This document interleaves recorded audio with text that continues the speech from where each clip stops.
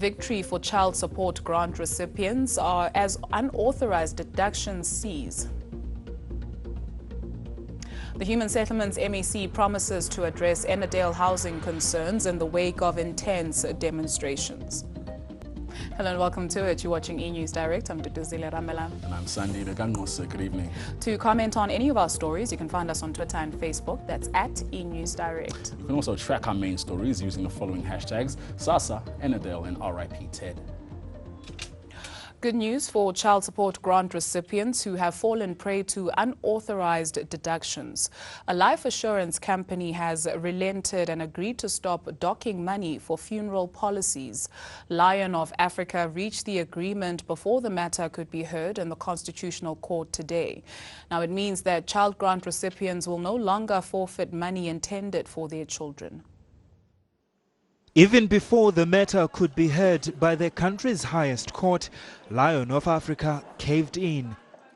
The respondent confirms that it will not enforce the judgment, and paragraphs 2, 2.1, 2.2, 2.3 and 3 of the orders of 4EJ.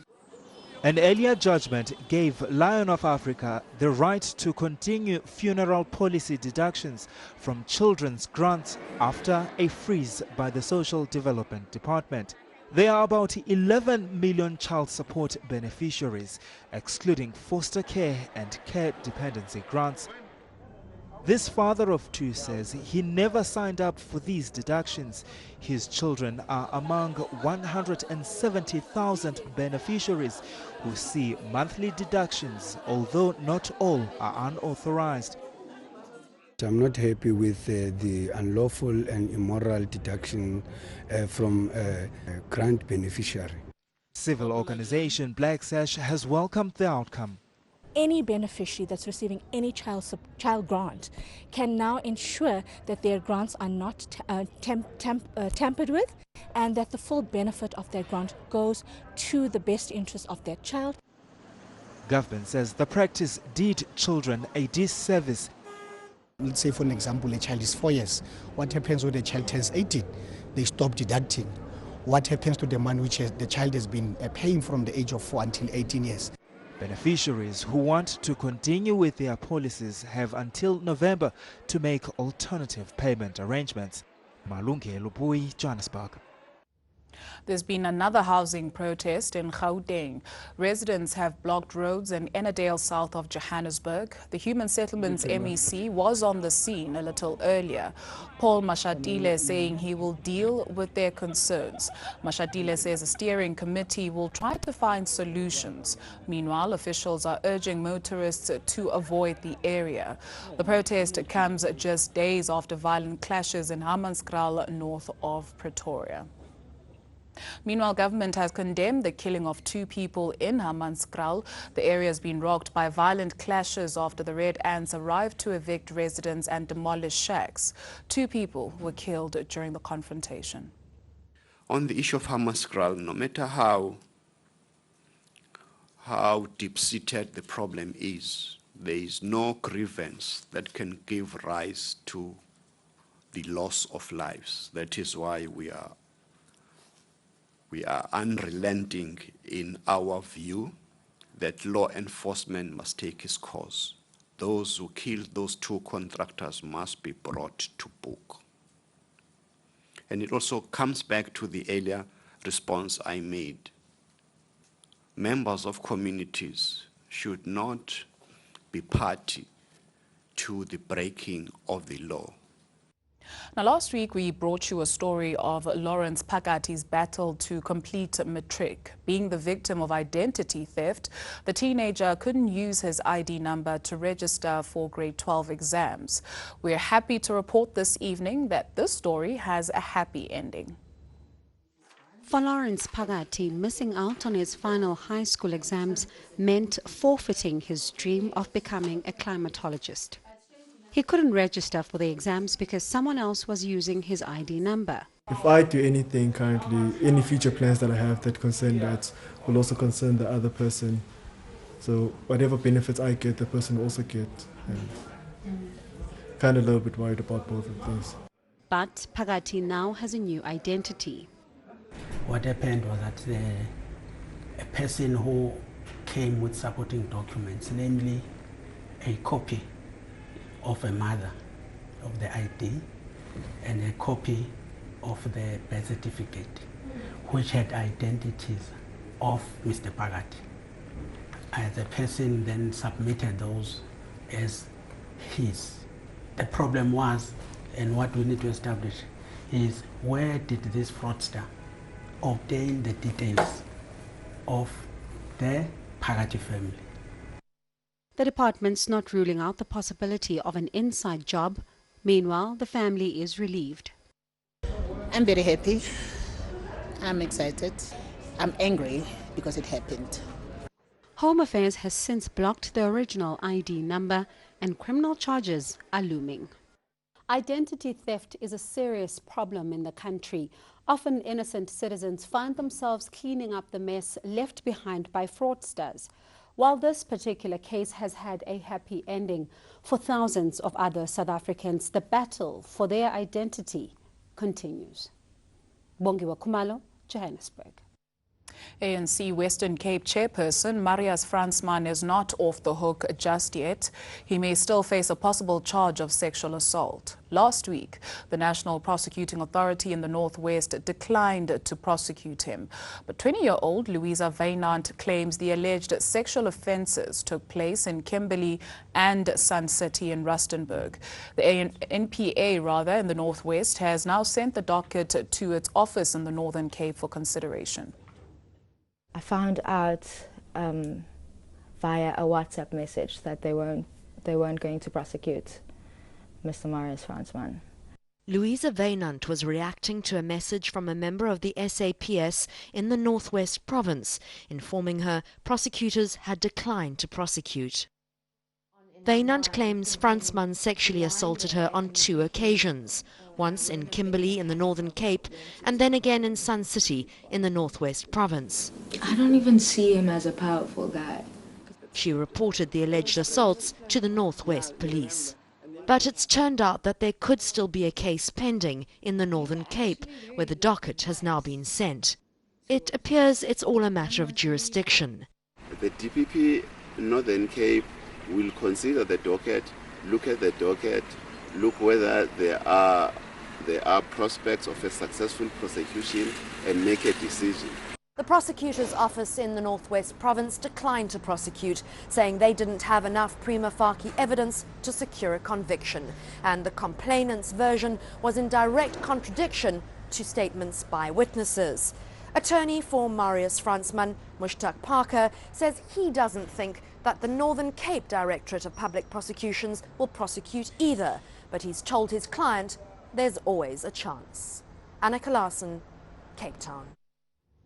A quick look at world news now. And France has started using its strategic fuel reserves as a third of the country's 12,000 petrol stations run dry. The country's braced for further disruption to its energy supplies as more workers go on strike. Oil refineries, nuclear power stations, ports and transport are affected. Unions are angry about new labor laws which will make it easier to hire and fire staff.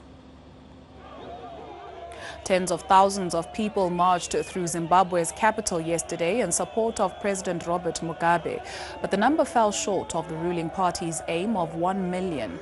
Demonstrators were brought in from all over the country for the march organized by the ZANU-PF Youth Wing. The show of force was to counter an opposition demonstration last month calling for the 92-year-old leader to resign. Addressing the crowd, Mugabe denounced party factions feuding over who should succeed him as treasonous. And Japanese Prime Minister Shinzo Abe has taken world leaders to the Shinto religion's holiest site as the annual Group of 7 summit begins in the country. Abe said he wanted them to understand the spirituality of Japanese people. Concerns over the global economy and Europe's refugee crisis are expected to top the summit agenda.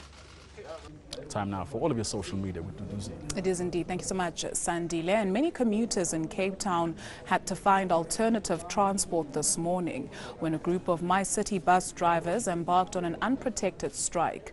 Drivers employed by bus operating company Kidrigan pulled a brake on targeted routes, causing major disruptions. My City says it'll dispatch more drivers to the affected routes where possible. We end off with this, designed to impart knowledge to girls. Salsi Take a Girl Child to Work Day has become a respected movement.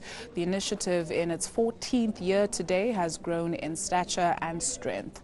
To mark the day, Minister in the Presidency Susan Shabangu hosted 60 Gauteng schoolgirls at the Union Buildings in Pretoria. But some say the idea discriminates against boys and teaches girl children sexist attitudes. We do love to hear from you. You can of course find us on Twitter and Facebook. That's at eNews Direct, or you can head on over to our website. That's eNCA.com/direct. Your business news after the break, as well as your weather. Money matters now, and SARS is set to scrutinize 1,700 South Africans whose names appear in the Panama Papers. The leaked documents detail how wealthy individuals channel their money offshore. The Revenue Service has now set up a special unit to investigate possible cases of tax avoidance or evasion. SARS executive Flock Symington has told Parliament that South Africans mentioned in the documents include shareholders, directors and beneficiaries of offshore companies. The Reserve Bank allows South Africans to invest up to 10 million rand outside the country annually. More than 500 banks and their subsidiaries have registered nearly 15,600 shell companies with Mossack Fonseca. That's the Panamanian law firm that was the source of the leak. SARS investigators have so far matched 79 out of 560 offshore companies listed in the documents. It's important to note that the names aren't necessarily linked to any wrongdoing, but SARS says it'll now identify the level of tax compliance by the individuals by running the information against its own database. Fidentia looted 1.2 billion rand from pension funds. It had accounts with Mossack Fonseca. Former Fidentia boss J. Arthur Brown was convicted of fraud and jailed for 15 years. Controversial businessman Kulubuse Zuma is also mentioned in the leaked papers. He denies having any offshore accounts. And for the first time in 6 months, the price of Brent crude oil rose above $50 a barrel. This comes as global supply eased while production was interrupted in a few countries. The Organization of Petroleum Exporting Countries will be meeting next week. It's hoped officials will look to decrease oil supply, keeping prices at this year's highest.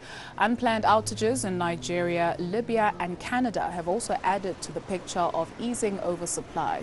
The rise in prices is bad news for South African motorists. Fuel prices are expected to rise by at least 39 cents a litre due to a weaker rand and higher oil prices.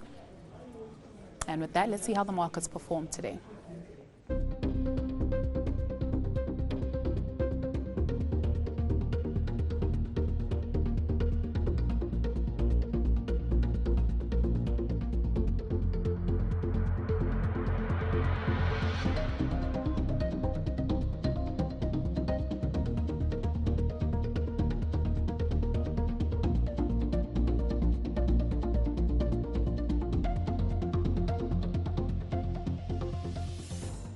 Let's check in with the Weather Centre now. Here's Jill Guy.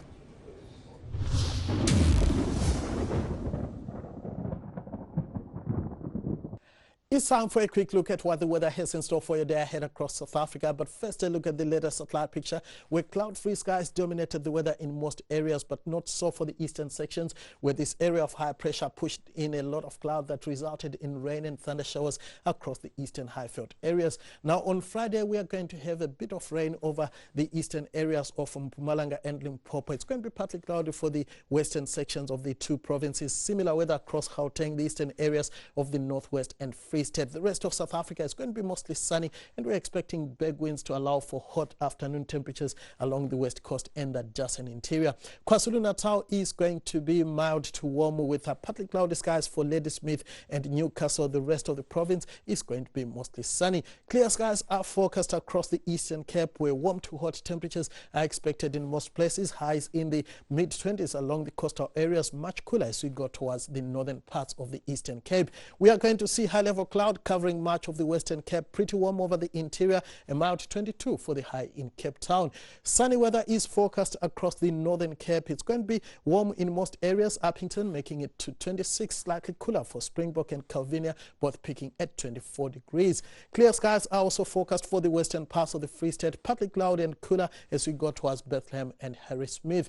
We are going to see a bit of cloud over the eastern areas of the northwest, Mahikeng, Zeerust and Rustenburg, all peaking at around 21 degrees. Light rain is forecast for the eastern parts of Limpopo, Polokwane peaking at a mild 19 degrees. We could also see a bit of rain across the Mpumalanga Highveld areas, including around Bombela, where a high of 22 is forecast, a chilly 16 for the high in Emakazeni. Gauteng gets away with partly cloudy skies, mild temperatures in most areas, Pretoria peaking at 21 degrees. On Saturday, we are going to see sunny skies across the bulk of South Africa. Cape Town warming up nicely to 24 degrees. Then on Sunday, it becomes partly cloudy for Cape Town and it stays sunny for the rest of the country. Thank you, Joe. After the break, the latest trends from across the continent are showcased at Soweto Fashion Week. Welcome back. Soweto Fashion Week has kicked off at the Soweto Theatre, showcasing local fashion designers from across the country. The four-day event is also promoting the latest trends for plus-size women. The Soweto Fashion Week is aiming to break stigmas associated with plus-size women. While embracing those with a fuller figure, the event runs from the 25th to the 28th and provides a high-profile platform for young, up-and-coming designers to showcase their creativity. I'm trying to bring plus size into the foreground, into the mainstream. 69% of our women are classified as overweight, meaning that the average woman is size 38, but yet we glorify skinny women only. Why don't we appreciate our curves? And my whole point is to say that plus size is beautiful, just like skinny is beautiful, and we should be appreciated too. Plus-size models are on the rise and are becoming increasingly prominent at fashion showcases such as this. I've been auditioning and I've been getting no's, and I decided to take those no's to the next, turn them into next opportunity. And when I got this opportunity, I was like, I'm not gonna back down. The Fashion Week will continue into the weekend, featuring a broad array of designs with distinct African flair.